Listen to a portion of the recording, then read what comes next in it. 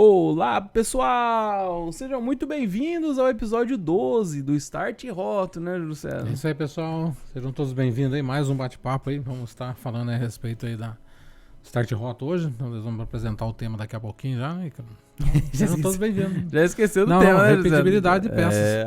mas aqui tinha esquecido do tema já. Só tá me dando câimbra aqui. É o frio do ar-condicionado. Tem que comer banana, hein? Posição. Também. Então, pessoal, hoje o nosso tema é a famosa repetibilidade, né? Sim. A 100ª peça ou a 10ª peça, como tá aqui na apresentação, precisa ser igual à primeira peça, né? Então a gente vai debater sobre esse problema, né? Que se você não tomar cuidado, né? Pode acabar se tornando uma verdadeira dor de cabeça, né, José? Sim. Vamos estar falando a respeito aí dos principais problemas, né? Que podem ser evitados para que isso não aconteça, né? Que a primeira peça seja igual à 100ª, né? Isso aí. Bom, para quem não conhece, esse aqui é o Start Rota, é uma trilha dedicada para iniciantes na rotomoldagem, onde a gente faz o beabá da roto, passando por diversos temas, né, e vai desde a ideação até a parte de escala, né, são 4 fases: ideação, validação do produto. Esse é o último episódio da etapa de validação. A semana que vem a gente já entra na fase de estruturação, que é onde a gente vai falar sobre a estrutura fabril, né, que você precisa, equipamentos e tudo mais, né?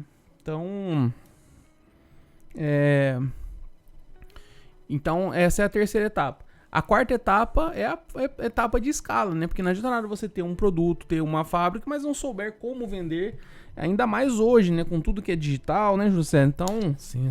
a gente vai debater justamente sobre todos esses temas nessa trilha do Start Hot. Então, para quem não conhece ainda, eu sou o Ícaro Siqueira, sou engenheiro de software, trabalhei no chão de fábrica da rotomoldagem, fui subindo, depois acabei atuando também como projetista, né?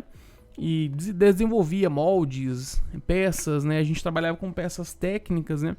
Então, a gente fazia toda essa resolução de problemas dos clientes, né?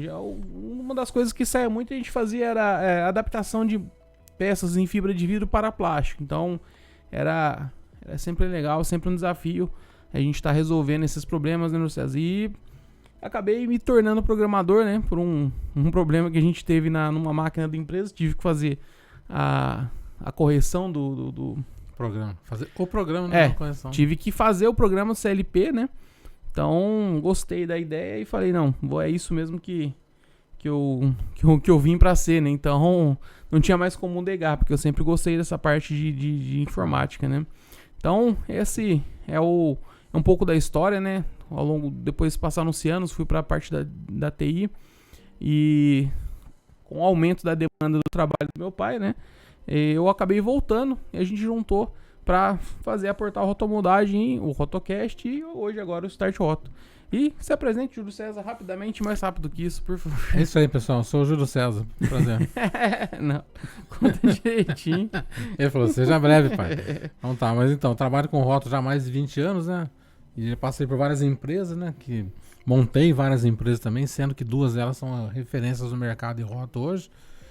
Tive o Ícaro também como colaborador lá, trabalhou muito tempo comigo lá, começou no chão de fábrica para aprender, conhecer o processo, saber das dificuldades, para que esse trabalho hoje faça a diferença, entendeu? Então tudo que a gente fala é por experiência própria também, através dos nossos parceiros também, que trazem algumas experiências para nós aí.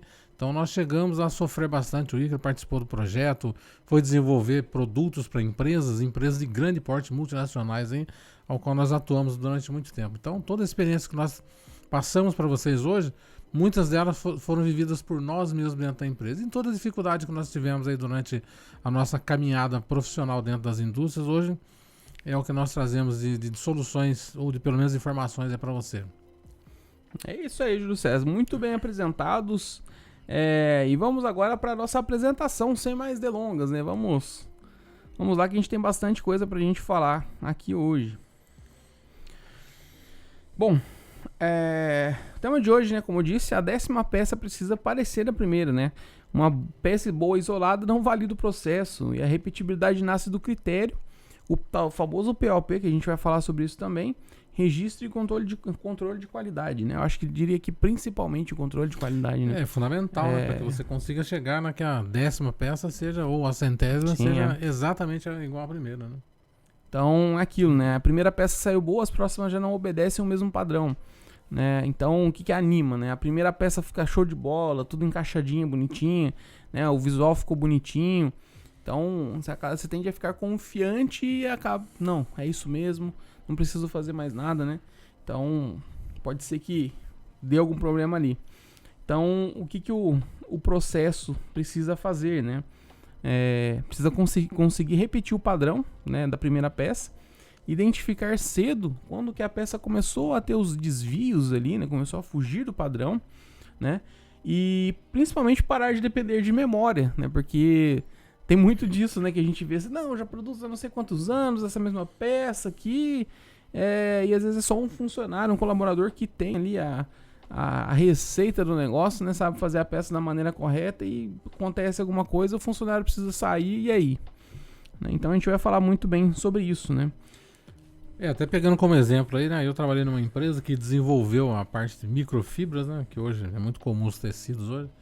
E ela montou um laboratório, tinha uma mini fábrica, ela desenvolveu, fez a primeira fibra colorida, fez lá, tudo bem, chegou, pegou aquela amostra, não tinha controle de processo. Aí foram fazendo outros lotes subsequentes lá, fazendo um lote ou outro lá. O que aconteceu no decorrer do tempo? Chegou um dia que o cliente virou e falou para ele, olha, a peça não está chegando no mesmo tom que a primeira.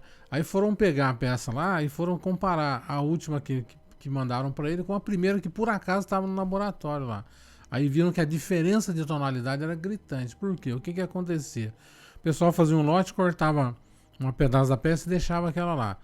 Quando eles iam fabricar outra, pegava aquela amostra e começavam a fazer. Só que essa variação era tão imperceptível de um lote para outro, visualmente falando, que chegou uma época que foram ver que a tonalidade da primeira que foi para o cliente lá não tinha nada a ver com a centésima peça, digamos assim. Aí resolveu-se então adotar o POP. Isso foi fundamental e importante para que o controle de processo deles estivesse realmente muito mais afinado com aquilo que era necessário para chegar no tom da peça, ou no caso deles lá, do tingimento, né, do tecido que a empresa precisava. Então, o quanto é importante você ter esse controle, saber que não depende só da memória, eu fiz isso, dosava assim. Por quê? Porque existem variações. Quando você tem, por exemplo, quando você troca de fornecedor de pigmentos, a pequena diferença de tonalidade ali no pigmento pode fazer diferença no teu produto, no teu material. Então, existem algumas variáveis aí que realmente é necessário ter controle e saber, vai bater no microfone, saber que só de cabeça, só de memória você não vai conseguir chegar num bom resultado. Ter peças iguais da primeira à 10ª ou à 100ª peça. Então o POP é fundamental e importante, pessoal. Júlio César, tentei te salvar da icterícia aqui, mas não deu, não. Não tem problema, não. É falta de sol. Bom, realmente é o que o Júlio falou.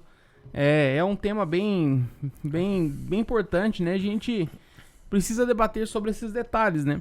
Então, aquilo, primeira etapa, a peça aceitável, saiu do jeito que tinha que ficar, beleza, documenta tudo.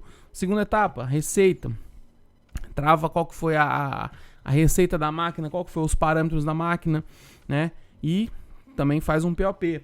Outra coisa importantíssima, terceiro pilar, registro e manutenção.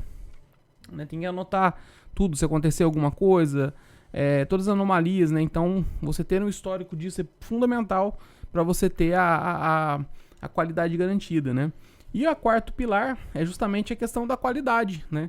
Então, como você vai fazer o controle de qualidade com a rotomoldagem? Então, é basicamente isso, né, Luciano? Acho que todo o processo você tem que saber quais são os passos fundamentais para que não fujam a manutenção, que você não faça de maneira adequada, ou apertei ontem, hoje não precisa apertar um parafuso aqui, então aquilo lá vai deixando, acaba saindo do teu controle. Então é importante você ter um mapeamento, você ter um registro, você fazer um histórico, e é o que eu sempre falo, livro de ocorrência dentro da produção é fundamental.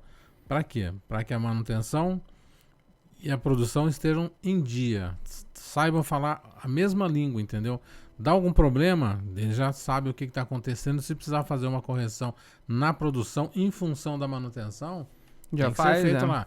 Eu vou até citar um exemplo, um caso, que nós pegamos alguns clientes aí que estavam com uma máquina tão desbalanceada que o pessoal conseguiu fazer um parâmetro na máquina lá e estava fazendo uma peça aceitável. Aí quando corrigiu a manutenção, perdeu totalmente aquela referência. Então, quando queimou a primeira rodada lá, o primeiro braço perdeu. Quando foram ver, tinha peças lá que não estava bem distribuída. Por quê? Mas não se atentaram a esse detalhe. O pessoal tinha feito um balanceamento, esticou corrente, lubrificou, fez toda a manutenção e não passou para a produção. Então, quanto é importante ter isso tudo anotado. Manutenção fez nada. Pega o livro de ocorrência, feita a manutenção, feito aquilo lá, porque a pessoa vai conferir, ver se está tudo ok, se precisar fazer uma correção durante o processo, entendeu? Então, acho que isso também é importante você ter anotado. É isso aí. Então, Júlio César, sobre essa questão da... como que a gente vai definir, né, o que é uma peça aceitável, né? Quais são os pontos que a gente precisa estar fazendo? Bom, primeira coisa, se a sua peça tem um encaixe, né, um fechamento, alguma coisa nesse sentido, tem que verificar. Então, tá tudo ok, beleza, não precisa mais de ajuste. A gente já falou sobre isso na etapa quando a gente estava falando de moldes, né, os ajustes que podem ser feitos no teu protótipo ali, né? Então, beleza. Saiu tudo certinho, já tá tudo certo. Faz essa documentação. Primeiro você vai separar entre o que é crítico, né? Isso aqui é uma dimensão que não pode ser perdida, né? Então, isso precisa ser anotado. Ó, dimensão X é tanto, da peça é tanto. No caso, isso se aplica mais para a espessura, né? Por exemplo, a peça ela tem um fundo que precisa ter, sei lá, 10 milímetros de espessura. Então, beleza. Então, vai lá, anota, ó. Essa dimensão X aqui é 10 milímetros. Então, isso aqui não pode variar. Então, com esse mapeamento de prioridades, você vai conseguindo definir o que é crítico, né? O que a peça precisa manter. Por exemplo, fechamento. Tem que ser perfeito, porque às vezes é uma peça que fica... que precisa de... estanqueidade, não, estanqueidade mesmo. Que ela não pode ter furo, não pode entrar água, se ela for um flutuador ou alguma coisa nesse sentido. Então, esse fechamento é uma coisa crítica. Então, tudo isso precisa ser anotado, né? E depois disso temos aquilo, o que é tolerável. O fundo ele tem que ter 10 milímetros sempre, não, mas se ele tiver com 8 milímetros aguenta. Então, pode ser que você deixe uma margenzinha ali, né? Entre o que é o crítico e o que é tolerável. E também precisa colocar numa faixa de reprovado, né, César? Para esse caso passar ali atingir essa faixa de o mínimo aceitável, né? Estourar, a gente acaba já reprovando a peça, né? Eu acho que isso é fundamental, você definir os parâmetros fundamentais da tua peça. Vou dar um outro exemplo aqui. Eu trabalhei numa empresa que fabricava um produto, era uma caixa de 1000 litros, então ela só tinha um molde, então ela precisou fazer um outro molde lá e mandou fazer outro molde. Só que esqueceu um detalhe, mandou a peça para o cliente lá e o cliente acabou fazendo uma medida pela peça e esqueceu de colocar a contração dela. Não, serviu tranquilo, só que se eu pegasse a tampa de um molde e passasse para outro, não servia, entendeu? Por quê? Porque ele fez aquele molde e a tampa para aquela peça dele. Aquele outro molde não estava idêntico às medidas, mas era coisa de 1 ou 2 centímetros, tá? Centímetros para uma caixa de 1000 litros não fazia muita diferença visualmente, só que na hora de montar as dobradiças não encaixavam uma na outra, entendeu? Então a pessoa tinha que ter o cuidado. Quando fabricava um produto no molde, ele tinha que guardar separado, uma fila e a pilha separada. Ele não podia misturar as tampas, entendeu? Então, quando fazia, tinha que estar exatamente para aquele mesmo molde, porque a tampa de um não servia para o outro, por questões de centímetros, tá, pessoal? Então, para vocês verem o quanto é importante você ter todo esse controle e saber qual é o ponto crítico. Nesse caso lá, a tampa podia estar jogando, ali não tinha problema não. Mas você precisa ter pelo menos um encaixe, né, para poder colocar a dobradiça lá.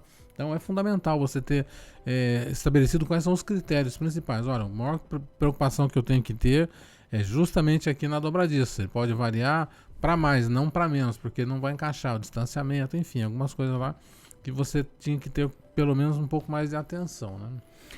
Bom, antes da gente prosseguir, né, eu vou até falar um pouco mais sobre essa questão dessa documentação. É um saco fazer documentação, né? Eu falo por experiência própria como programador, né? Hoje, né, com a inteligência artificial, isso facilitou demais o nosso trabalho. Mas há alguns anos atrás, ou até poderia dizer alguns meses atrás, quando a IA não era tão confiável quanto é hoje, ela continua não sendo 100% confiável, mas ela melhorou muito do que ela era. Foi um salto bem exponencial de qualidade. Mas enfim, sobre essa questão da documentação, demora para fazer, é chato de fazer e geralmente quando a gente está... Quando você está no processo de elaboração, né? Principalmente, né?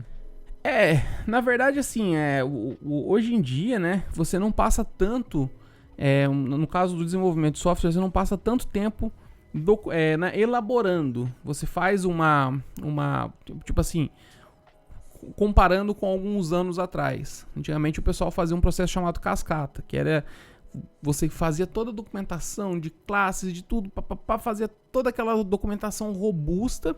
E quando você ia implementar o seu produto, quando ele começava a ser feito, muitas das vezes aquela funcionalidade que estava na documentação já nem mais fazia sentido, porque o mercado mudou, entendeu?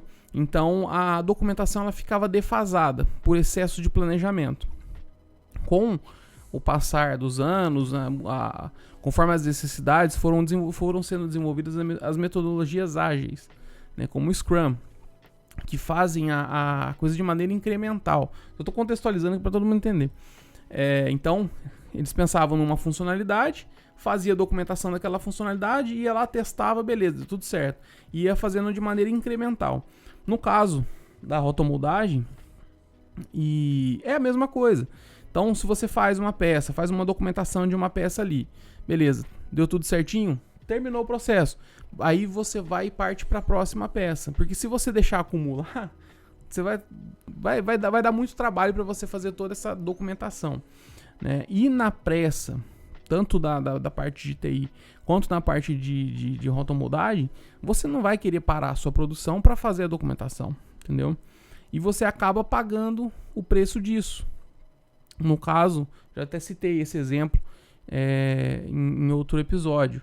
A gente tinha um programa, né? A gente estava fazendo uma aplicação bem complexa, uma plataforma de poker, com apenas um programador, né? E quando esse programador precisou se ausentar, simplesmente o projeto parou, porque não tinha documentação, estava tudo na cabeça dele. Até um outro terceiro programador, né, entrasse, conseguisse analisar tudo, ele ia perder muito tempo. Aí ia dar o tempo das férias do outro terminar e ele voltar, entendeu? Então, foi um erro que acabou custando. A gente economizou o tempo no começo, pulando a documentação, mas pagou o preço disso lá na frente. Então, a rotomoldagem é a mesma coisa. Eu acho que todo segmento, né? Acho que você não pode ficar preso somente à mentalidade. Eu já passei por isso em várias empresas, eu sei da dificuldade. Eu digo, quando eu falo passei por várias empresas, quando eu fui gerenciar, fui supervisionar uma empresa, fui ser diretor de empresa, então eu acho que isso aí, o quanto afeta a tua produtividade futura, você não pode pensar só no imediatismo. Isso só vai resolver agora, e aí, amanhã ou depois. Então eu tive funcionário que às vezes me afrontava, às vezes eu escutava ele falando, se ele falar alguma coisa eu vou pedir, enfim, aquelas conversas de chão de fábrica lá, eu falei, caramba, né, eu só sabia que se eu mandasse ele embora, eu ia ter dificuldade, mas eu não podia aceitar aquilo. Aí eu falei, um dia eu chamei ele e falei, olha, eu te mando embora, mas eu fico no teu lugar, tá, porque eu sei fazer, até eu treinar alguém eu vou fazendo lá no teu lugar. Então eu acho que o quanto isso faz diferença, você documentar tudo, deixar as coisas muito bem alinhadas, para que todos tenham conhecimento. Uma das coisas que eu sempre defendi é você fazer rodízio dentro da empresa. Tira uma pessoa daqui para que passa por aquela máquina, ou muda de setor, entendeu? Eu acho que isso é importante, porque justamente isso, já aconteceu de ficar o operador doente lá, não tinha que operar seu equipamento. Diferentemente de um pessoal que é um programador de CNC, que é uma função bem específica, entendeu? Aí sim, mesmo assim, você tendo uma programação lá documentada, você pega uma pessoa que tem noção de programação, vai lá e ela faz. Eu tinha um diretor que falava, ele pedia pra fazer uma planilha, eu também, achava fazer documento, nossa, terrível, terrível. Horrível. Aí ele chegou, né, tinha um rapaz que chegou, foi fazer estágio com a gente lá, nossa, fez uma planilha no Excel lá, coisa espetacular. Aí o diretor foi lá, a gente tava conversando lá, aí fui pegar a minha e coloquei pra ele. Ele falou, você não sabe fazer planilha? Eu falei, eu não preciso que ele faça pra mim, eu peço pra ele fazer. Eu contratei ele pra isso, entendeu? Eu só preciso que ele faça uma apresentação boa, eu vou analisar e falar, legal, beleza, agora vamos passar pro diretor. Eu não preciso fazer nada. Então, eu preciso conhecer, saber E ele documentava tudo lá pra mim, porque eu não precisava, eu tinha tantas outras preocupações pra poder fazer.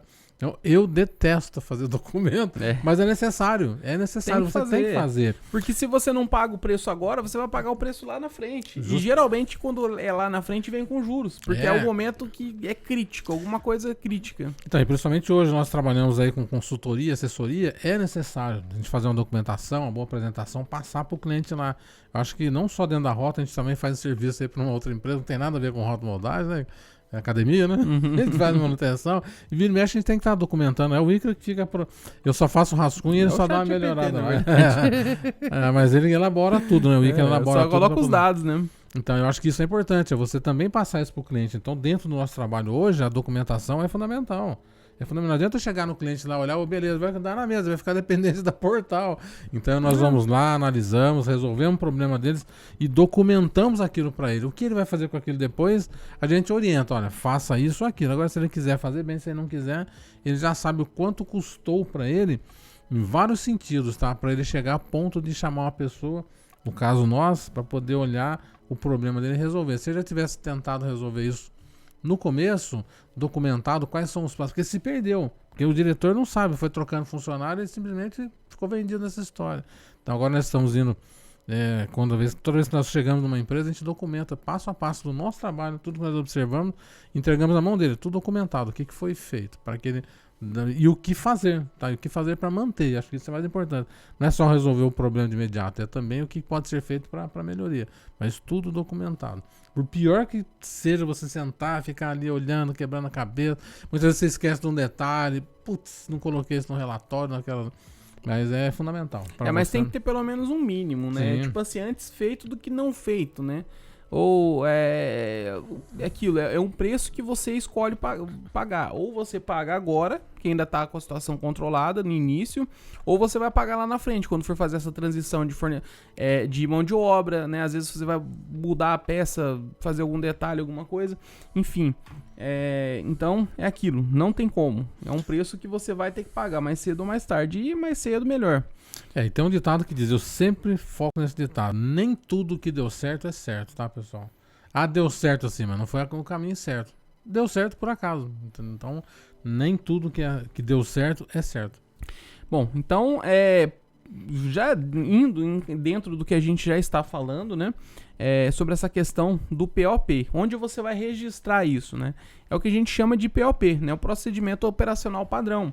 E nele você pode registrar tudo. Na verdade, você pode não, você deve registrar tudo, né? Desde a operação, desde o início da sua operação, né? Como que deve ser feito a questão da ligação do GLP, porque tem empresas que tem aquele negócio que esquenta o gás, como que é o nome? Esqueci. Fugiu o nome. Evaporador, né? Vaporizador do GLP. Então, se você não ligar esse vaporizador, dependendo da circunstância que tiver ali, se tiver muito frio, não vai chegar a pressão suficiente para o teu queimador. Às vezes nem só pela questão da temperatura, mas pela questão da distância. Geralmente você tem lá 30 metros, que é o mínimo entre o tanque, é o máximo entre o tanque e o queimador. Passou disso, você obrigatoriamente tem que usar um vaporizador, para que a tua pressão se mantenha constante. Vocês imaginam isso? Além disso, ainda tem a questão do frio. Então tem regiões, eu já trabalhei em empresas que na épocas do ano você tinha que pegar e ligar o VAP. Não era tão longe, mas era obrigatório em períodos de frio, porque dava problema de muita oscilação de temperatura lá na linha, chegava a pressão no queimador, caía, dava problema demais. Então, imagina isso na sua linha, como é que você vai como é que você vai saber que precisa ter isso se você não registrar aquilo?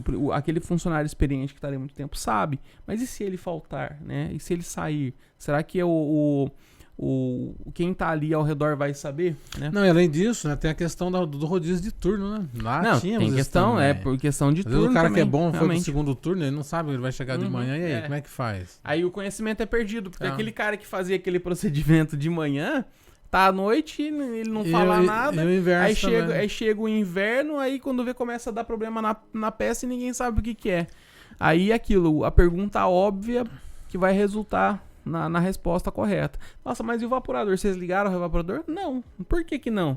Porque não ficou registrado, ninguém sabe que precisava ser ligado.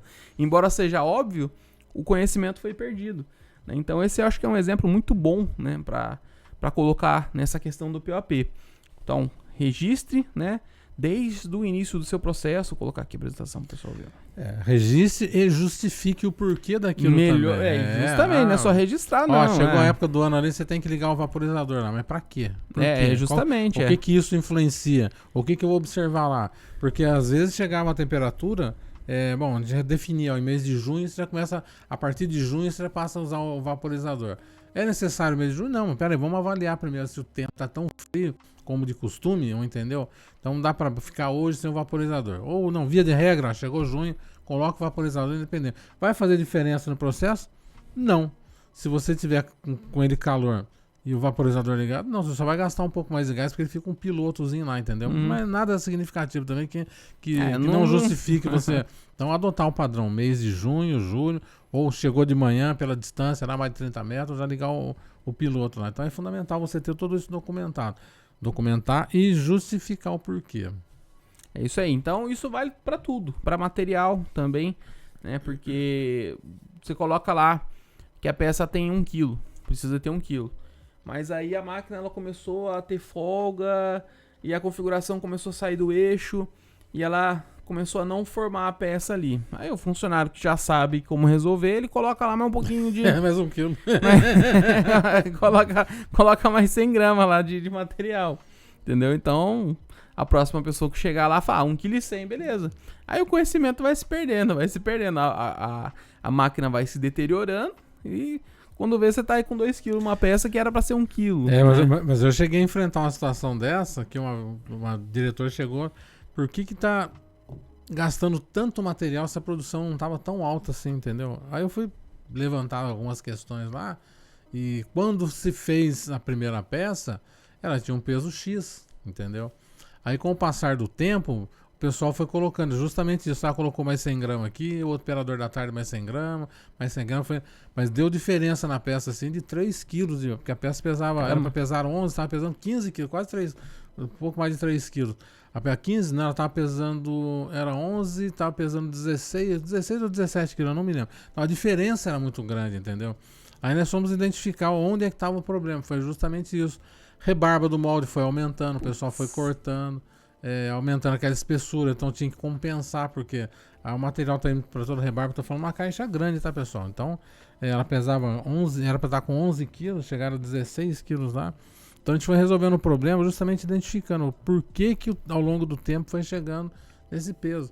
Então resolveu o problema, já estava implementado a procedimentação, que é o POP, então acabou só com aqueles problemas de estar essa variação de peso. Variava um pouco, muito pouco. Às vezes 100 gramas, máximo umas 200, 300 gramas por peça. Por quê? Porque desgrudava mais na tampa, onde quer o recorte, aquela rebarba que sai aqui, que é normal do processo, entendeu? Mas é algo aceitável, não essa diferença de 3, 4 quilos. E acaba sendo normalizado, né? Porque você chega ali e tal, e às vezes você acaba até esquecendo. Mas a gente colocou... essa peça tem 2,1 kg, por quê? Mas nem lembro por que foi. Por que passou a ter 2,1 kg? Mas coloca aí, entendeu? Então, são diversos fatores que acabam contribuindo para isso, né? O caso do corante também, uma canequinha eu vou deixar mais vou deixar mais azul, taca mais 2 canecas lá. Aquele azul é padrão, não vai mudar. Você pode colocar quanto mais pigmento, mais frágil fica o seu produto. Então, por isso que precisa ter esse registro. Porque senão o operador que tiver ali, ele vai achar, nossa, acho que coloquei pouco corante, deixa eu colocar mais um pouquinho aqui. Aí quando você vai ver a sua produção certinha, você vai identificar que está tendo esse excesso de corante, sendo que na verdade o defeito pode ter sido do material que você está colocando. Entendeu? Não é o material, digo assim, a tonalidade. Não, sim, da tonalidade. Tonalidade, sim, não, porque é aquele negócio, ele pegava um laranja, uma peça laranja pra fazer lá. Eu lembro daquele exemplo que você falou. Entendeu? Aí ele pegava um amarelo canário e queria jogar, ele achando que se ele colocasse... Oi? Canary. Canary? O amarelo canário, se ele colocasse mais, ele ia chegar num tom de cor de abóbora. Nunca. Eu falei, não, esse tom é ali, não vai ter jeito. O que pode fazer é ele estar um pouco mais claro, um pouco mais escuro, mas o tom não passa daquilo ali. Então, quanto mais corante você coloca, mais fragilizado a peça fica, entendeu? Porque não tinha controle. Ele não tinha nada anotado lá. Ele não sabia que se ele colocasse verde musgo, depois ele colocasse 1 quilo, ia continuar verde musgo. Não ia virar preto, entendeu? E às vezes pode ser também a questão de degradação do material por conta de temperatura em excesso.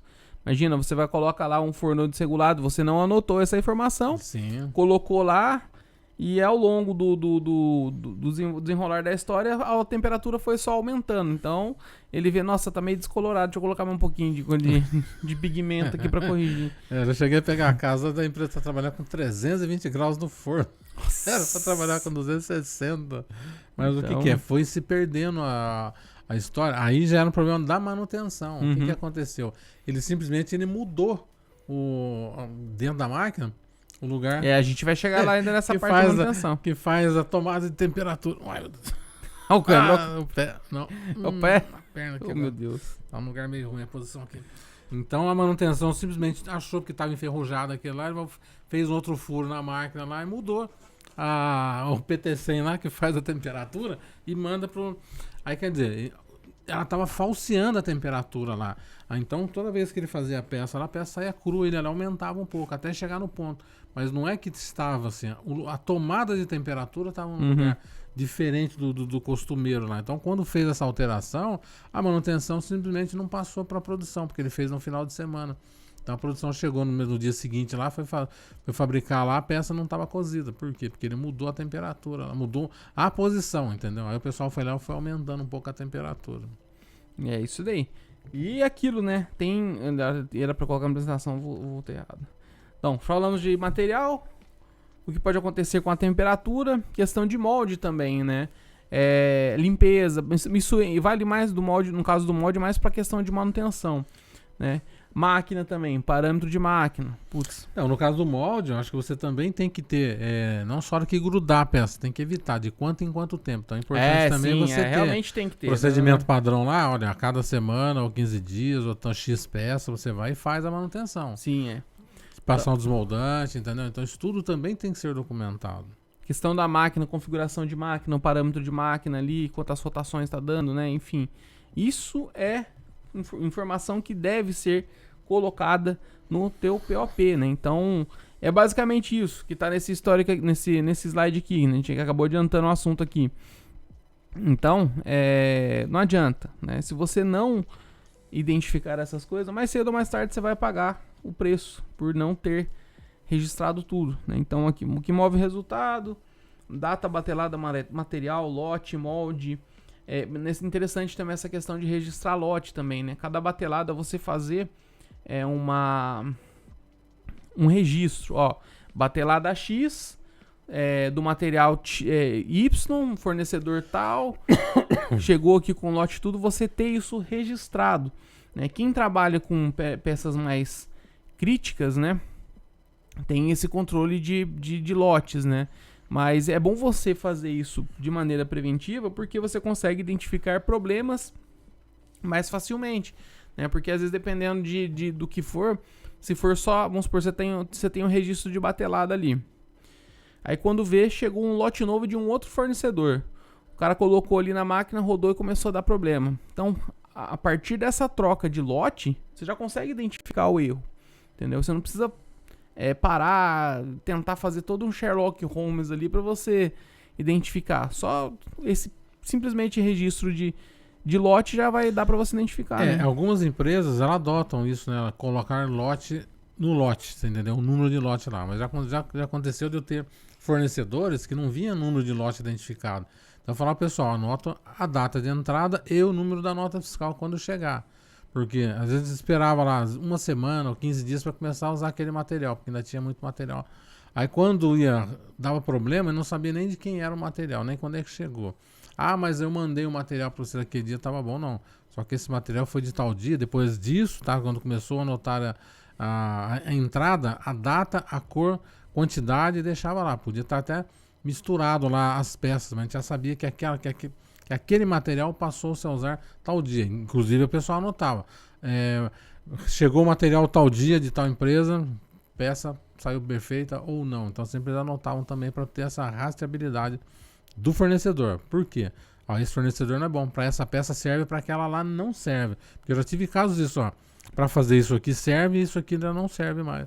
Então aquele fornecedor, por questões de preço, prazo de entrega, algumas outras qualidades que ele tinha, né? Então dava para atender determinadas peças. Então é importante, não tem o número de lote, anota o número da nota fiscal, o dia que chegou, a cor que chegou, e quando for usar, se não for usar de imediato, vai usar, já anota. Ó, a peça saiu perfeita, ótimo. A peça saiu assim, teve que fazer uma alteração lá de parâmetro lá para adotar. O material tá bom, tá, mas teve que fazer um pequeno ajuste lá. Vai servir? Vai, mas desde que faça esse ajuste lá. Então é importante você ter tudo isso rastreado. Isso entra aqui na questão da manutenção, né? O que acontece na máquina, né?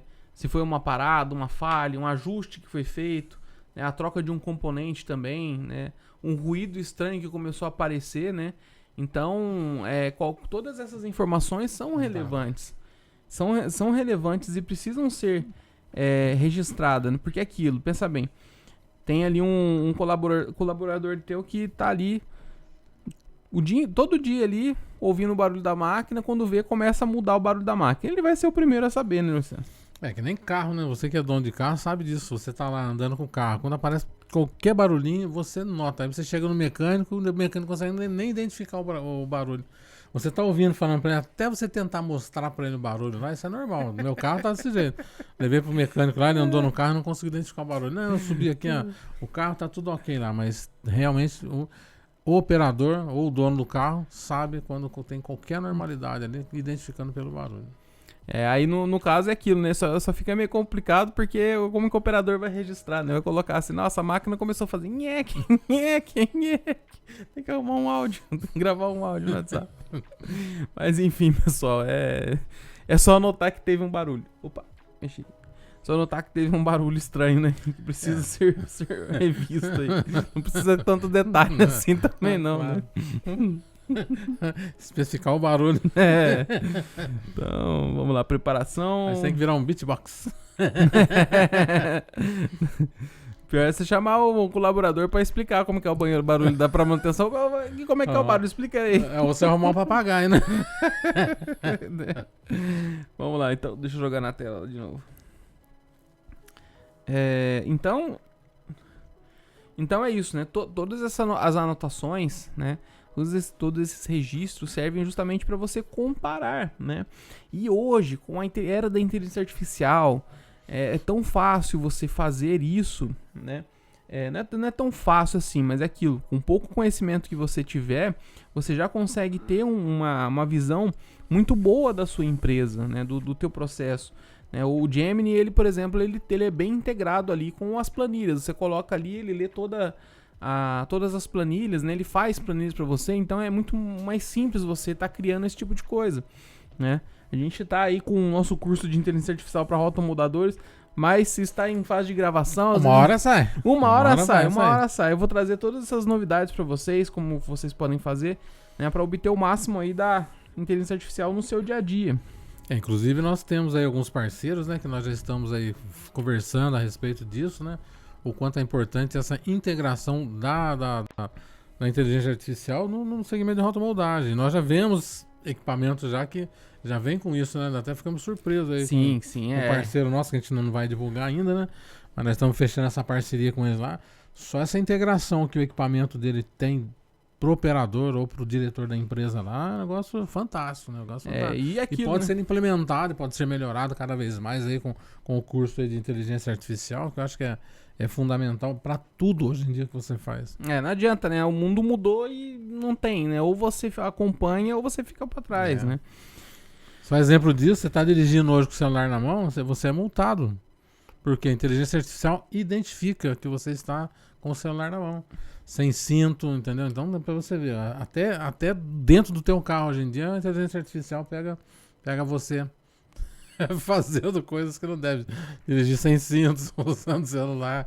Então é importante, a IA tá presente em tudo. A gente vê muitas propagandas hoje em dia, videozinho, a gente não sabe se é verdade ou não. E pior que tá cada dia mais difícil de identificar. Né? A minha esposa não fala, olha, aquele lá é IA, ou não. Mas por quê? Porque ela já aprendeu a identificar algumas coisas dentro dentro da por quê, né? Por questões de segurança, o pessoal liga, quer fazer aquela chamadinha de vídeo, se você passa com a mão na frente, né? Então existem algumas coisas que a IA não consegue fazer, tá? Inclusive, eu até recomendo para vocês uma curiosidade, né? Pesquisem sobre Felipe Deschamps. Um vídeo falando sobre essa questão de golpes. Ele mostra, ele é um programador também. Ele mostra... Ele tenta dar um golpe na família dele utilizando as ferramentas de inteligência artificial. Isso já faz um bom tempo já, o vídeo saiu já. É um bom tempo em termos de internet, né? Porque é muito rápido, deve fazer alguns meses. Mas assim, ele pega a foto dele, coloca lá junto num acidente, fala, nossa, bateram no meu carro aqui e tal. E simplesmente a família dele não conseguiu passar no teste e acabaria caindo no golpe, né? Se realmente fosse um golpista aplicando, né? Como ele é uma figura pública, as pessoas têm acesso a fotos, vídeos deles, né? Enfim, é um vídeo que é bem interessante, vale a pena vocês entenderem como é que funciona isso daí, para evitar cair em golpes também. Felipe Deschamps, o dia que cair em um golpe, alguma coisa nesse sentido. Procura lá, golpe e Felipe Deschamps, que vai aparecer lá. Bom, controle de qualidade e a questão do corte, do mapping, né, Júlio César? Isso aqui é muito importante também, para você manter um padrão de qualidade, né? Então é aquilo. Não adianta nada o visual tá bonito ali, a peça tiver tudo certinha, mas se você não saber exatamente como que está as espessuras da peça ao decorrer da peça em si, né? Então, como é que você faz para você resolver isso daí, Júlio César? Bom, eu acho importante, né, você ter todo esse controle dimensional da peça, também pelas espessuras. Se você tiver um medidor de espessura, ótimo. Às vezes é uma peça grande também, você não consegue cortar uma peça daquela que vai 100 kg de material. Então você obrigatoriamente tem que ter um medidor de espessura para você ir lá conferindo passo a passo os pontos mais críticos. Agora, como é que é esse medidor de espessura, só para o pessoal saber? Ele é tipo um ultrassom, tá? Ele passa lá, é uma pecinha que você coloca, encosta nela lá, tem que ter uma base, olha, quando você for comprar, é para esse tipo de material, entendeu? Ou às vezes você tem que colocar um material por dentro, uma chapinha metálica para ir acompanhando, mas nem sempre você consegue fazer isso. Porque se for uma peça fechada, por exemplo, então quando você for comprar, é um equipamento simples, não é nada caro, tá? Eu acho que vale a pena a empresa ter isso. Ela vai comprar, eu vou usar para o PP ou polietileno lá, para o plástico, né? Então você já sabe que tem que ser para aquilo ali, porque é diferente do metal, é diferente do bronze, é diferente do alumínio. Então para cada tipo de material é um tipo de medidor de espessura. Então é importante você ter, sim. Por quê? Você vai começar a olhar como é que está a distribuição do teu material na tua peça. Se for uma peça pequena, eu aconselho a cortar, picar a peça inteira para você estar vendo o que está acontecendo lá. Não, uma peça que você perde ali também não vai fazer tanta diferença se não for uma peça muito grande ou muito pesada. E às vezes é aquilo também, né? Até para você explicar para o teu colaborador, olha, tá vendo isso aqui, ó, olha como é que tá isso, mostrar. Porque no nosso curso nós temos vários exemplos, de fotos inclusive, né? De alguns cantos vivos, né? O que causa um canto vivo na peça, o que é um acúmulo de material, onde falta material. Então isso é importante até para você mostrar e explicar para o teu operador. É justamente isso, né? E aquilo, não é só você sair cortando a peça a esmo, né? Você tem que fazer um controle de posição. Não, beleza, eu vou colocar ela nessa posição aqui. O meu molde está preso no spider ou no que seja nessa posição aqui. Então, você precisa saber como é que está o posicionamento da peça no molde, né? Porque não adianta nada você só fazer esse corte, mas você não souber qual o posicionamento que está a peça no molde, porque isso vai interferir totalmente no parâmetro da máquina, né? Se o molde ele ficar se movendo, porque a gente sabe como é que funciona. Às vezes tem um material que está em linha de produção, quando vê ele sai, então você tira o molde dele, coloca outro molde no lugar, e na hora que você vai voltar o molde pro lugar, já era. Porque tem furações diferentes. Você já colocou um outro molde, quer aproveitar o espaço ali. Então isso tudo é importante. É você também saber posicionar o molde. Exatamente. Então, dentro do teu spider, dentro da tua máquina, tá? Seja offset, enfim, qualquer braço que seja, né? Então, o interessante é aquilo. Você já comprar uma máquina que tenha tecnologia para isso, né? Ou pelo menos uma marcação, ou você pode mesmo fazer as marcações lá. É só dividir o molde em graus, né? 360 graus. Coloca lá 90, 45, vai dividindo em ângulos ali, né? E vai montando ali o seu mapeamento, né, do molde. Porque na hora que você colocar a peça ali, você já vai saber qual furação que tá, qual que é a posição que ele tá. Então, quando você for registrar, documentar esses cortes, você vai saber exatamente o que está acontecendo lá dentro da tua máquina, né? Então, beleza, tirei a peça, coloquei aqui, vou cortar, faz um corte no meio, outro na outra metade, então você já vai separar em quadrantes. Então, a partir dessa separação de quadrantes, você consegue registrar. Quadrante 1, tá com tantos milímetros aqui, né? Você pode fazer subdivisões também desses quadrantes. Quadrante 1, subquadrante 2, né? Enfim, você vai fazendo as subdivisões ali. Então, a partir desse registro de informações, você consegue montar um histórico, montando todas essas informações. Eu chegava a tirar foto, né? eu cheguei a tirar durante a implantação do POP lá, eu cheguei a tirar foto da posição dos moldes no braço, porque Então, quando trocava um pouquinho a posição dele já dava diferença. Aí você tem que alterar teus parâmetros lá, e nem sempre resolvia, tá? Nem sempre resolvia. Então você tinha que manter sempre naquela posição, de preferência. Não dá. Então você vai ter que parar uma hora para trocar e deixar naquele jeito, para você não estar perdendo peça. Então é basicamente isso, né? Corte a peça piloto, ou a primeira peça ali que você achou que ficou boa, mapeia a espessura dela, né? Para garantir que tá tudo sempre dentro dos parâmetros, né? Dependendo também do que você for fazer ali, se fez um tryout ali, foi diminuindo a espessura dela ao longo, viu qual que é o ponto crítico e definiu o peso mínimo dela, né? Enfim, compare sempre os mesmos pontos críticos, né? Principalmente aquilo que a gente definiu. Essa parte de baixo aqui tem que ter 10 milímetros. Então, aquilo lá é lei, 10 milímetros. Não. O aceitável é até 7. Beleza, até 7 passa. Se tiver nessa variação aí. E aquilo. Identificou alguma coisa, já tenta agir como é que é. Mas tem que fazer essa parte da intervenção com um conhecimento, né, César? Senão você acaba arrumando uma coisa e estragando outra, né? É verdade. Eu acho que tudo isso aí tem que realmente ter base, né? Se fazer por fazer, não. Tem que... A não ser que você faça por experiência. Não, eu vou fazer, eu quero ver o que dá. Anota, escreve, dessa forma não funciona. Então eu acho que isso aí também é um aprendizado. Mas você tem que anotar tudo, porque senão você está repetindo o mesmo erro. Como eu já vi, fez isso, mas já foi feito um tempo atrás, aí não deu certo. Alguém que chegou depois lá. Sim, então já estava verdade. montado toda a estrutura da máquina lá, no caso do posicionamento dos moldes dentro do Spider, né? Então eu acho que isso também tem que ser anotado. Para esse molde serve aqui e não serve ali. Então é importante. Às vezes até teve um cliente, né, que o Júlio tá comentando, que ele falou assim, não, a gente foi fazer essa modificação aqui, mas a gente só não fez porque a gente já tentou fazer e não deu certo, né? Essa história que você ia contar, né? Então, é isso, né? E uma coisa também que você pode fazer e não dá certo é o enquadramento fiscal da sua empresa, né? Isso é importante também, tá? Por isso que nós temos aí como parceiro hoje o nosso amigo Ivan Grisoli, lá da CX Contábil, com toda a sua equipe lá, que vai fazer uma avaliação do teu produto, não do teu KNAI. Volto a falar, a rotomoldagem ela não tem um KNAI próprio. Então quando você já tem uma empresa, independente do segmento dela, eu acho que é importante você saber se o teu produto está adequado a uma classificação fiscal onde você consiga reduzir custos. Então o Ivan dá alguns exemplos ali. Só para citar aqui, você fabrica embalagem, fabrica caixas d'água, por exemplo, lá. Então são produtos que se enquadram diferentemente numa classificação fiscal. Então às vezes você trabalha, por exemplo, com caixa d'água, tem uma classificação alta.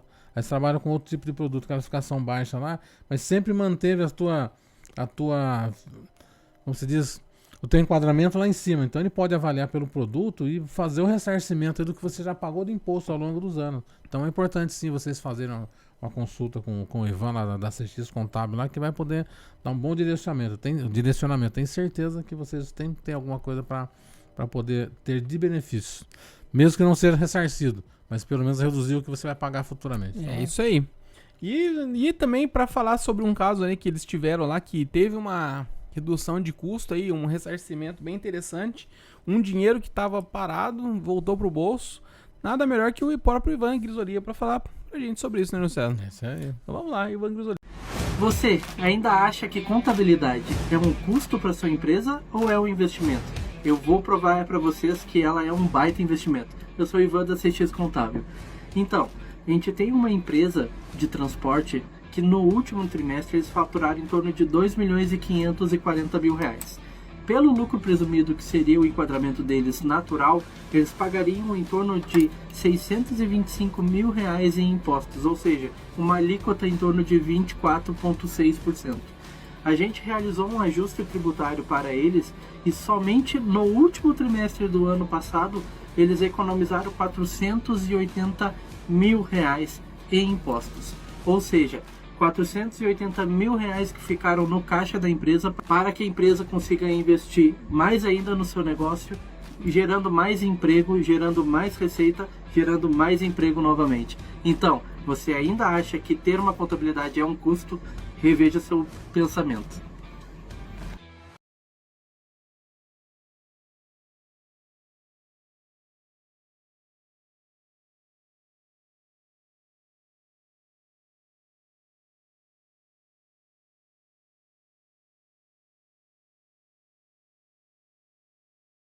Aqui. Então é isso aí, pessoal. Eu errei a cena.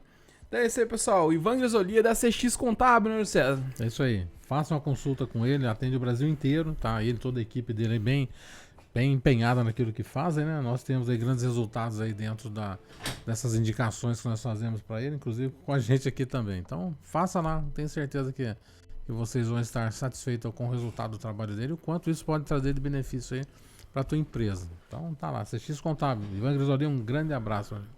É isso aí. Então, Júlio César, essa parte tá no mapping, acho que já tá paga já. Vamos para aqui o nosso caso, né, da rotopesca, né? Deixa eu colocar aqui na tela que senão ninguém vê. Esse rotopesca é um exemplo que o Ícaro passou e Isso. vai estar colocando aí para vocês entenderem um pouco. Exatamente. Aqui a gente sempre trabalha com um exemplo aqui de um caso, né, fictício, né, só pra gente ter uma base, né. Então é aquilo, elas fazem caixa térmica rotomoldada, né, o visual ficou show de bola, mas começou a aparecer as diferenças ali no fechamento, acabamento, a espessura também começou a ficar ruim, né. Então, são toda a questão, tudo que a gente falou, né? Sobre a questão de definir o que é uma peça aceitável, no caso, para essa caixa de pesca, né? Tem os pontos críticos ali que precisa ter a peça. Vai travar essa receita ali e fazer um POP também, né? E a questão da ficha de manutenção também no processo. Só um exemplo de ficha de manutenção, só pra gente fechar aqui. O que seria? O livro de manutenção... Nós estamos falando em fazer o procedimento? Só um exemplo aqui do livro de manutenção só. Eu acho importante você ter todo anotado, né? O que seria... Eu fiquei perdido aqui. Ajuda aí no livro de manutenção. Dá um exemplo. O exemplo que você usou do livro de manutenção. Por que é importante ter um livro de manutenção? Por exemplo, aquele caso lá da temperatura, que o pessoal fez nós já havíamos citado aqui agora há pouco, né, a respeito disso. A gente falou sobre esse caso nesse episódio já? Falando, não, mas agora já perguntou, eu vou responder. Então, por que é? O que aconteceu, né? O pessoal fez uma alteração lá numa tomada de temperatura lá e não anotou. E o pessoal que chegou lá... tá. É porque ele começou a falar, eu falei, daqui a pouco a gente vai trazer isso no episódio. Sim. Então tá aqui. Entendeu? Então o pessoal da manutenção fez a mudança do local lá, da temperatura... E aí o operador chegou lá, viu que... ele viu, desculpa, não foi nem a peça. Ele viu que a temperatura estava baixa, porque ele mudou a posição. Ele foi lá e aumentou. Aí a peça saiu com problema, só que queimou a peça. Entendeu? Então, por quê? Porque ele não observou que a peça estava fora, porque também não era nem obrigação dele saber que tinha mudado a temperatura. Sim. Mas sim do operador, do mecânico avisar, olha, foi mudado, mudou-se lá a tomada de temperatura. Também nem o mecânico sabia que ia dar diferença.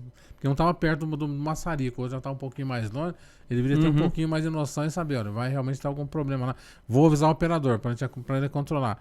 Porque se ele chegasse de manhã junto com o operador e visse, poxa, agora deu tantos graus de diferença lá, então ele ia falar para ele, vamos corrigir isso, ia abaixar um pouco mais a temperatura. Tava com 320 graus, 310 ou 320 graus, eu não me lembro lá. E a temperatura de trabalho ideal era em torno de 260 graus. Imagina, Então, só por conta dessa diferença aí de posição. sim. Então, E não ter um livro de ocorrência, né? então tem que ter também um livro de manutenção, um livro de ocorrência, justamente para você fazer essa leitura. E todo mundo saber que existe, né? Sim, é. E isso entra no POP também, né? Ah, chegou lá, ligou o gás, tal, lê o livro de manutenção, lê o livro de ocorrência, desculpa. Livro de ocorrência, ver tudo o que aconteceu, tal, enfim, é isso. Bom, mapping e depois disso daí é aquilo. Só processo de investigação pra gente ir encontrando os erros, né? Descobrindo onde é que tá. Então é basicamente isso, pessoal. A gente recomenda que vocês escolham uma peça, defina ali os pontos críticos dela, né, como tarefa aí. Eu esqueci de colocar na tela do pessoal. Então, aqui. Aí. Então, pessoal, dever de casa para vocês, né? Façam isso, não deixem para pagar o preço depois, porque você mais cedo ou mais tarde vai acabar pagando o preço por não documentar tudo, não ter isso organizado. Então é melhor você fazer isso logo no começo, né? Já ter isso como uma prática para se tornar um costume, para se tornar natural, né? No teu processo ali, do que você ter que implementar isso depois. O atrito vai ser maior, você vai ter que perder tempo. Então, para quem for começar, já faz isso, né? Escolhe uma peça, define os pontos críticos dela ali, monta um POP também. Um primeiro POP, não precisa colocar todos os procedimentos, que você também não vai lembrar de tudo. Monta um rascunho, né? E vai... Vai fazendo, porque aquilo né? não tem que ser dinâmico, não pode ser um negócio engessado justamente. também. Eu acho que todo procedimento também não tem que estar engessado, porque existem as melhorias com a mudança de tempo, melhoria de material, enfim. Eu troco um queimador que esse aqui tá baixa a temperatura, não tá chegando lá, põe um queimador com... Desculpa, pessoal, com rampa, alguma coisa nesse sentido lá, ou com a potência maior. Então tudo isso aí também vai fazer diferença para vocês aí e tem que ser anotado. Eu acho que isso é importante também. Então ele não é engessado, ele tem que ser também dinâmico, tá? Porque se ele for engessado também já perdeu a função. Perdeu a função dele. Dele ser atualizado. Então, cria uma ficha por batelada. E aquilo, o que você pode colocar ali? Identifica a batelada. É batelada 01, enfim. Qual que foi o material que foi usado, né? O lote do material, questão do molde, coloca lá as condições do molde, enfim, toda essa questão da batelada, registra também para você ter a rastreabilidade, né? Abra um livro de manutenção também. Caramba, esqueci de colocar de novo lá na tela, pessoal. Aí. Abra um livro de manutenção também, né? Falando já sobre a importância disso.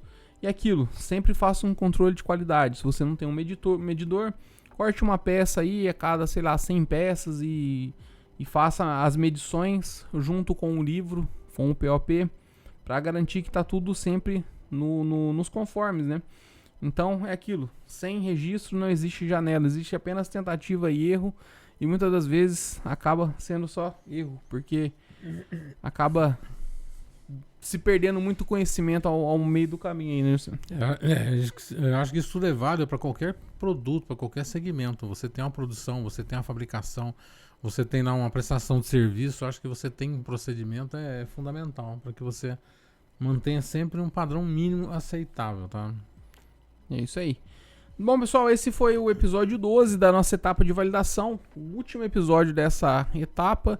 Na próxima quarta-feira, a gente já vai estar falando sobre a questão da estruturação, né? Como você vai fazer para você ter a sua máquina ali, né? Quais são os pontos importantes que você precisa se ater, né? Então, se não me engano, são 4 episódios também nessa fase de estruturação. E assim vamos caminhando, né, César? Nosso Start Rótulo.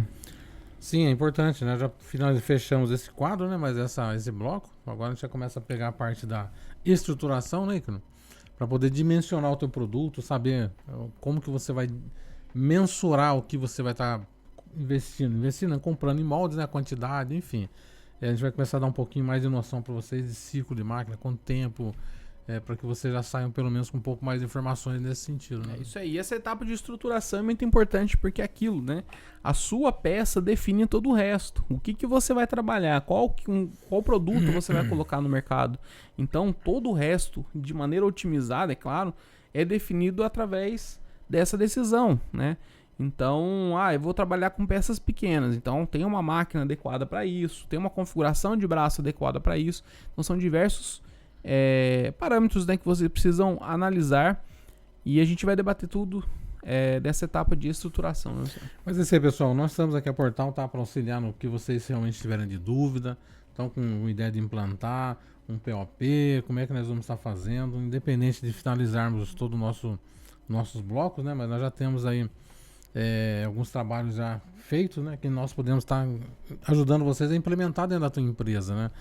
Nós fazemos uma visita, levantamos toda a parte da tua produção, da tua operação e orientar vocês nesse sentido também. Então, nós estamos aí para fazer uma consultoria, uma assessoria no que vocês precisarem. Tá baseado nas informações, na experiência que nós já temos, algumas implementações já feitas dentro de algumas empresas, tá com resultado, porque a gente não fala nada assim, simplesmente o pessoal acha que a gente está sentado aqui e vamos buscar só informações na internet. Não, é só porque pessoal, a gente é zoeira, não. Aqui a gente faz as coisas nas coxas, então, né? Porque a gente faz realmente um trabalho de campo. Eu acho que nós temos vários clientes aí hoje em dia, então o nosso trabalho já está sendo referência, sendo bem reconhecido, né? Ter escutado aí vários elogios, né? Então, parabenizando o nosso trabalho e pedimos até autorização para algumas empresas também que a gente possa divulgar depoimento de algumas empresas que fizeram curso com a gente de rotomoldagem para vocês verem a importância e o quanto para eles foi significativo. Então a Portal está aqui para fazer todo um treinamento, tudo que vocês precisarem nesse sentido aí, independente ou não de ser um acompanhante da Start Rota ou da Portal, mas nós estamos aqui para poder auxiliar no que vocês precisarem. Inclusive nós temos lá também as oportunidades no nosso marketplace, tá pessoal, lá máquinas, equipamento, fábricas rodando aí com o cliente já, com uma linha de produção. Olha, você já quer investir ou quer entrar no negócio lá, nós temos várias oportunidades aí para quem realmente busca alguma coisa diferente no mercado, para dar segmento, aumentar o teu processo, a tua produção, com moldes, com máquinas novas usadas lá, quem já quer comprar uma fábrica funcionando. Então, pessoal, entre em contato com a gente. Muitas das coisas não estão lá porque é tão dinâmica, a gente já passa para cliente lá. Enfim, mas se você procura alguma coisa lá, entre em contato. Se nós não tivermos lá, a gente procura para vocês através dos nossos clientes e nossos parceiros aí. É isso aí, pessoal. Então esse foi o episódio 12 do nosso Start Roto. Sexta-feira agora, eu acho que vai dar tudo certinho. A gente vai ter um episódio. Se não for, eu acho que vamos deixar pra próxima. Vamos que a gente tem que divulgar. Pra gente cozinhar bastante isso aí, que vai realmente vai ser um episódio que vai mudar muita coisa. Provavelmente sexta-feira agora a gente vai falar sobre Paraguai. Será que vale a pena a gente montar uma empresa no Paraguai? E aí, José? Será que vale ou será que não vale, hein? Vamos ver, né? Vamos ver. O Icaro que vai poder falar. Será que aquela garantia sou eu ainda ou não? Né? Então, nós estamos aí em bate-papo com o pessoal que realmente faz diferença no mercado de roto, né? Nós vamos estar fazendo aí um bate-papo com eles. E para a próxima sexta-feira, né? Vai demorar. Não nessa, não. Sem ser nessa próxima, na outra. Então, justamente porque o feriado é 1º, né? Então acredito que deve ser dia 8, né? Na próxima sexta-feira. Isso. A gente vai estar divulgando, mostrando para vocês a importância dessa pessoa no mercado de rotomoldagem. Não tô falando em Brasil, não, tá? Se não for nessa, ainda vai ser na próxima. Porque esse episódio a gente vai ter que fazer com muito carinho. Nós gostaríamos da presença dele aqui. Então a gente vai se deslocar, fazer uma visita lá e tentar bater um papo com ele lá. Trazer um pouco de informações, se apresentar, mostrar a importância do trabalho dele, o quanto foi significativo esse trabalho dele na Roto Mundial. É isso aí. Então, pessoal, espero que vocês todos fiquem com Deus. Tem algum recadinho? Não, por enquanto não. Não deixa de se inscrever. Já esqueci, já ia me esquecer isso aí. Não se inscreva. Deixa dele, vamos lá. Não se esqueçam de se inscrever no canal. Ativar também as notificações aí. Verifica aí se a sua inscrição está ativa, porque às vezes o YouTube sai, tira. Então ajuda a gente a bater a meta de 250 inscritos na gravação desse episódio. Falta pouquinho, falta só 4 só. As redes sociais também, @Portal Rotomoldagem. Terminando aqui, a gente vai fazer o nosso making off também desse episódio, que vai estar sendo gravado hoje, mas vai sair junto com após a publicação do episódio. né? A gente tá tendo que gravar esse episódio por questão de agenda mesmo. A gente vai ter um compromisso na quarta-feira, né? Então a gente vai ter que gravar esse episódio. E é isso. Então, sexta-feira, vamos lá. Será que vale a pena a gente ir para Paraguai? É isso aí, pessoal. E querendo vir fazer um anúncio do teu produto aqui, estamos abertos aí também, buscando parcerias. Venha divulgar. Não é só plástico, não é só máquina, não. Tem parafuso, tem tudo aí dentro do segmento. Também. É importante, porque a pessoa que vai construir uma máquina, ela precisa de usinagem, ela precisa de chapa, ela precisa de corte, ela precisa de dobra, ela precisa de tinta, RH, precisa de tudo. Tudo. Então, você quer fazer parte da família da Portal, entre em contato com a gente aí, que nós temos aí alguns caminhos de divulgação para a tua empresa, que é importante para nós, para você e para os clientes que buscam, porque se você se esconde, o cliente não chega até você, pessoal. Então venha divulgar com a gente aqui, que vai ser importante. Um grande abraço a todos. É isso aí, pessoal. Nos vemos em breve. Espero que vocês todos fiquem com Deus e até a próxima.